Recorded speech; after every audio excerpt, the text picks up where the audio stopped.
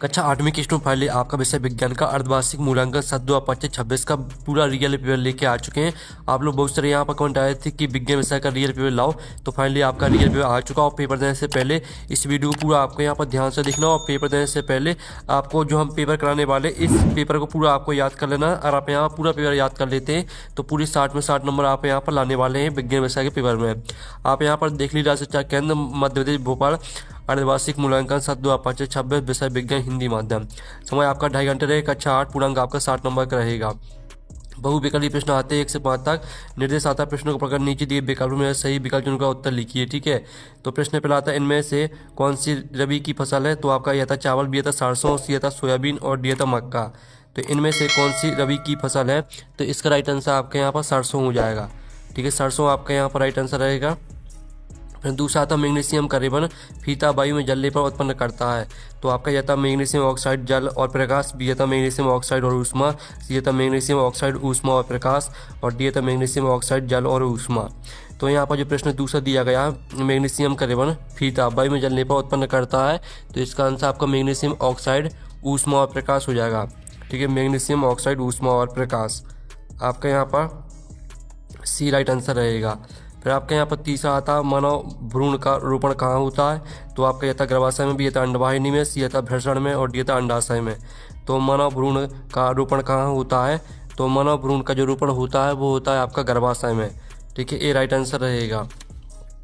फिर आपका चौथा आता वह जनन जिसमें केवल एक ही जीव भाग लेता है। तो आपका यह था अलैंगिक, बी था लैंगिक, सी ऑप्शन था अलैंगिक और लैंगिक और डी था उपयुक्त में से कोई नहीं। तो वह जनन जिसमें केवल एक ही जीव भाग लेता है, तो इसका आंसर आपका अलैंगिक हो जाएगा।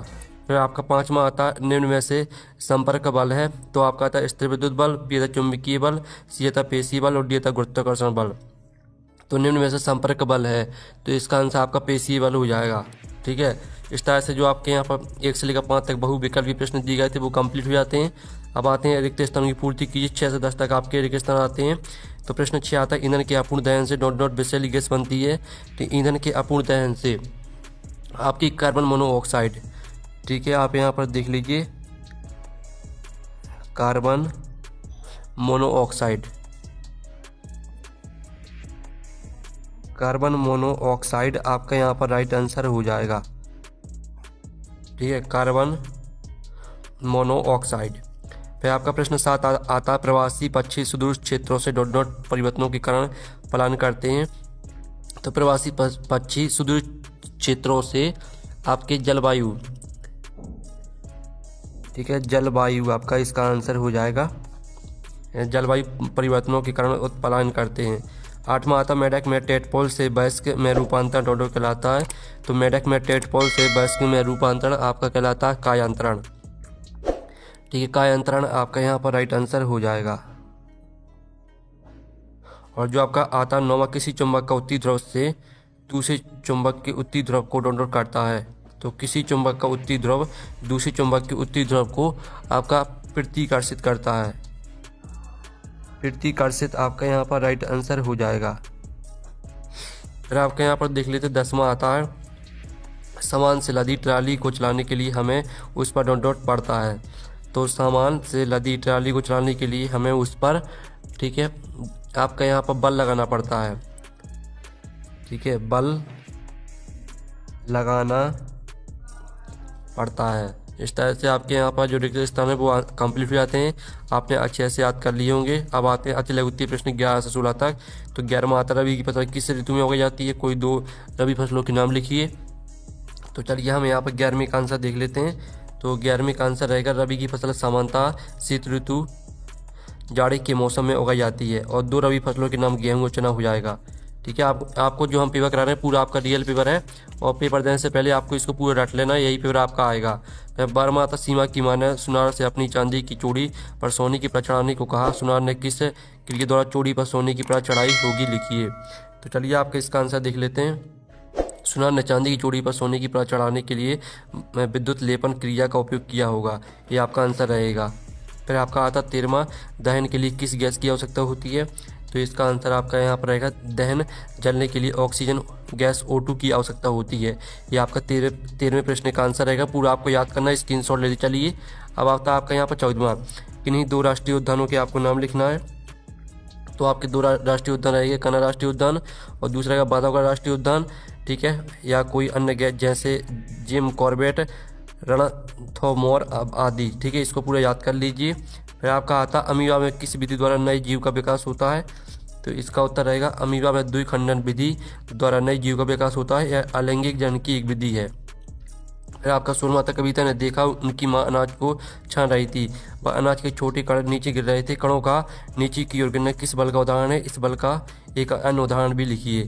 चलिए आपका 16वें क्वेश्चन का आंसर देख लेते हैं। तो ये आपका 16वें क्वेश्चन का आंसर रहने वाला है, आप यहाँ पर देख लीजिए, कणों का नीचे की ओर गिरना गुरुत्वाकर्षण बल का उदाहरण है। और इस बल का एक अन्य उदाहरण पेड़ से फल का नीचे गिरना या किसी वस्तु को ऊपर फेंकने पर उसका नीचे आना, ठीक है। इस तरह से रहेगा आपका यहाँ पर आंसर 16वें क्वेश्चन के। फिर आपका यहाँ पर देख लेते हैं, अति लघु उत्तरीय प्रश्न कंप्लीट हो जाते हैं। अब आते हैं लघु उत्तरीय प्रश्न 17 से 22 तक। तो 17वां आपका आता जीवाणु मिट्टी की उर्वरता को बढ़ाने में किस प्रकार सहायक है। तो चलिए आपका 17वें क्वेश्चन का आंसर देख लेते हैं। तो आप यहाँ पर जीवाणु निम्नलिखित प्रकार से मिट्टी की उर्वरता बढ़ाते हैं, नाइट्रोजन स्थिरीकरण और जैविक पदार्थों का अपघटन। दोनों हेडिंग को पूरा याद कर लेना है। अब चलिए आपका 18वां आता किसी सर्दी जुकाम रोग से पीड़ित व्यक्ति के संपर्क में आने पर हम भी उस रोग से पीड़ित हो जाते हैं, क्यों ऐसे रोगों को किस श्रेणी में रखा गया है। तो इसका आंसर आप यहाँ पर देख लीजिए। इसका आंसर है हम सर्दी जुकाम जैसे रोग से पीड़ित व्यक्ति के संपर्क में आने पर इसलिए बीमार हो जाते हैं क्योंकि ये रोग संक्रामक रोग होते हैं। ये सूक्ष्म जीव जैसे वायरस के कारण होते हैं जो रोगी के खांसने, छींकने या सीधे संपर्क से हवा, जल या भोजन के माध्यम से एक स्वस्थ व्यक्ति में फैल सकते हैं। ऐसे रोगों की श्रेणी यानी संक्रामक रोग की श्रेणी में रखा गया है। फिर आप कहता है रेड डाटा पुस्तक क्या है, लिखिए। तो इसका आंसर आप यहाँ पर देख लीजिए। रेड डाटा पुस्तक, रेड डाटा बुक एक स्रोत पुस्तक है जिसमें सभी संकटापन्न प्राणियों और पौधों का रिकॉर्ड रखा जाता है। यह पुस्तक उन जीवों की जानकारी प्रदान करती है जिनका अस्तित्व खतरे में है और जिन्हें संरक्षण की आवश्यकता है। ये आपको ना इसमें क्वेश्चन का आंसर रहेगा। फिर आपका 20वां आता है लैंगिक जनन अलैंगिक जनन में क्या अंतर है, इसके दो उदाहरण दीजिए। तो चलिए आपके यहाँ पर लैंगिक जनन और अलैंगिक जनन में अंतर देख लेते हैं।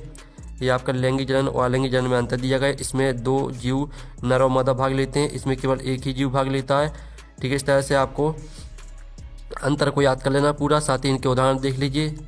लैंगिक जनन के उदाहरण रहेंगे मनुष्य, अधिकांश जानवर और पुष्पी पौधे। अलैंगिक जनन के उदाहरण आपके अमीबा, हाइड्रा हो जाएगा, ठीक है। अब चलिए आपके यहाँ पर देख लेते हैं कायांतरण किसे कहते हैं, ठीक है। 21वें क्वेश्चन का आंसर, तो ये आपका 21वें क्वेश्चन का आंसर रहेगा। तो इसका भी आप स्क्रीनशॉट ले लीजिए। कायांतरण और प्रक्रिया है जिसमें किसी जीव के अंडे से निकलने के बाद उसके टेडपोल का या लार्वा के रूप में होने वाला जीवन चक्र, ठीक है, आपका कायांतरण कहलाता है। यहाँ तक पूरा याद कर लेना है। अब चलिए आपके यहाँ पर देख लेते हैं 22वां। एक औजार बनाते समय कोई लोहार लोहे के गर्म टुकड़े को हथौड़े से पीटता है, पीटने के कारण लगने वाले बल लोहे के टुकड़े को किस प्रकार प्रभावित करता है। तो चलिए आपका इसका आंसर हम यहाँ पर देख लेते हैं। तो आप यहाँ पर देख लीजिए, इसका आंसर रहेगा लोहार द्वारा लोहे के गर्म टुकड़े पर हथौड़े से लगाया गया बल एक पेशीय बल होता है। यह बल लोहे के टुकड़े को प्रभावित करके उसकी आकृति को बदल देता है। हथौड़े से पीटने पर लोहे का टुकड़ा चपटा होकर वांछित औजार का रूप ले लेता है, अतः बल किसी वस्तु की आकृति बदलने में सक्षम होता है। इस तरह से पूरा आंसर आपको याद कर लेना है। फिर आपका यहाँ पर द्वितीय प्रश्न आते 23 से 26 तक। 23वां आता मिट्टी की उर्वरता बढ़ाने के लिए कौन कौन से तरीके उपयोग में लाते हैं, विस्तार पूर्वक वर्णन कीजिए। तो चलिए आपके यहाँ पर देख लेते हैं 23वें क्वेश्चन का आंसर। ये आपका 23वें क्वेश्चन का आंसर है मिट्टी की उर्वरता बढ़ाने के लिए निम्नलिखित तरीके उपयोग में लाए जाते हैं। खाद और उर्वरक डालना, इस हेडिंग को पूरा याद कर लेना है। और फिर दूसरी हेडिंग उर्वरक हो जाएगी। और फसल चक्रण, इसको पूरा याद कर लेना है।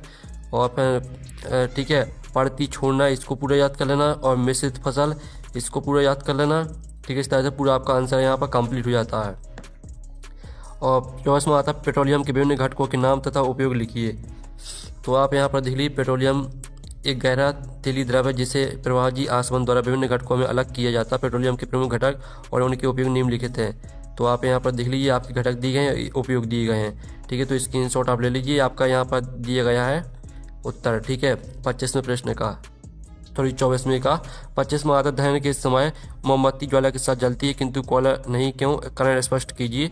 तो चलिए आपके यहाँ 25वें क्वेश्चन का आंसर देख लीजिए। मोमबत्ती और कोयला दोनों हेडिंग को पूरा याद कर लेना, स्क्रीनशॉट आप ले लीजिए। फिर आपका यहाँ पर 26वां आता है यौनारंभ के समय होने वाली शारीरिक परिवर्तनों का वर्णन कीजिए। तो आप यहाँ पर यौन आरंभ हुआ है अवधि है जब शरीर में ऐसे परिवर्तन होते हैं जिनके परिणाम स्वरूप लैंगिक परिपक्वता आती है। यह सामान्यतः 10 से 12 वर्ष की आयु से शुरू होता है।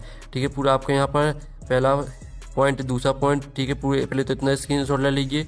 फिर आपको तीसरा चौथा पॉइंट इसको पूरा याद करना है। ठीक है, स्क्रीनशॉट आप ले लीजिए।